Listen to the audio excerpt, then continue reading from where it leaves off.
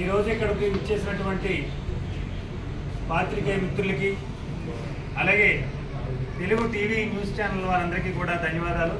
ఇవాళ ఆంధ్రప్రదేశ్లో జరిగినటువంటి వనరుల విధ్వంసం చూస్తే అందులో ముఖ్యంగా నీటి వనరుల విధ్వంసం, చెరువులు కబ్జా గురయ్యాయి. చెరువులు కాకుండా కుంటలు, కాలువలు, నదులు అన్నీ కబ్జా గురయ్యాయి.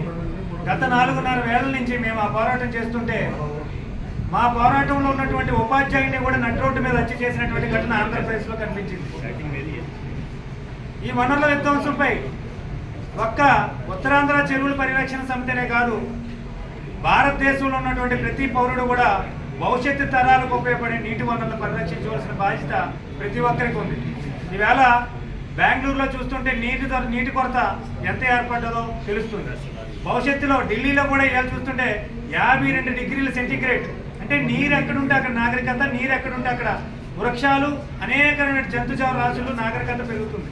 అటువంటి నీటిని విధ్వంసం చేయడం అనేది ఆంధ్రప్రదేశ్లో పరిపాటి అయిపోయింది. దీనికి కారణం ఏంటంటే కొందరు స్వార్థ రాజకీయ నాయకుల అండదండలతో రాత్రికి రాత్రే ధనవంతులు అయిపోవాలి. ధనవంతులు అయిపోవాలంటే సమాజానికి సంబంధించినటువంటి చెరువులు, కాలువలు, కుంటల్ని కబ్జాలు చేసి, లేఅవుట్లు వేసి అక్రమంగా అమ్మడం ద్వారా ఆ వచ్చిన సంపదతో భవిష్యత్తు తరాలనే నాశనం చేస్తూ ఆంధ్రప్రదేశ్ని ఎడారిగా మార్చే ప్రయత్నం చేశారు.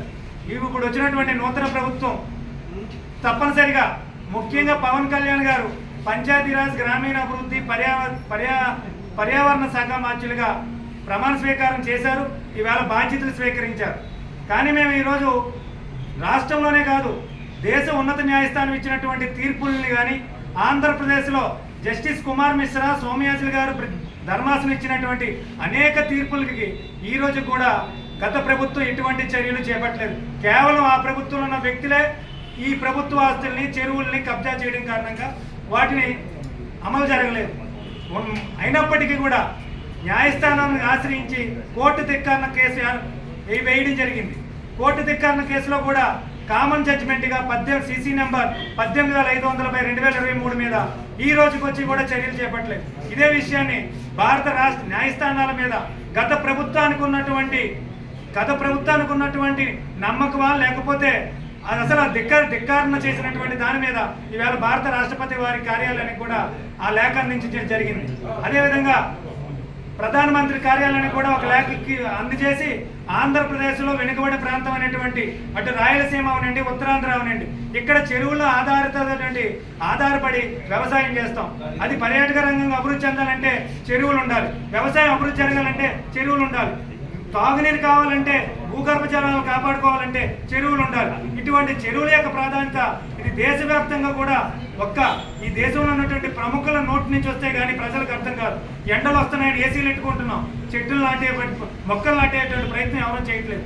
ప్రతి ఒక్కరు కూడా ఈ దేశంలో ఉన్నటువంటి అన్ని రాజకీయ పార్టీలు కూడా మొక్కలు నాటాలి, నీటిని పరిరక్షించాలి. మొక్కలు, నీరు లేకపోతే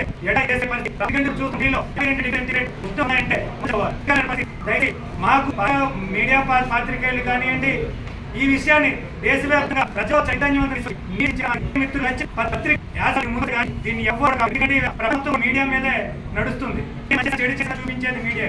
ఈవేళ ప్రభుత్వానికి ఉంది. అదిగా అలాగే ఏదైనా జరిగినప్పుడు మా గంటగా నిలవలసిన ప్రశ్న అదేవిధంగా విషయాన్ని ప్రజల్లో చైతన్యం తీసుకొచ్చా అదే ప్రభుత్వాలు తెలియబట్టాలని ప్రార్థిస్తున్నాం. జై భారత్.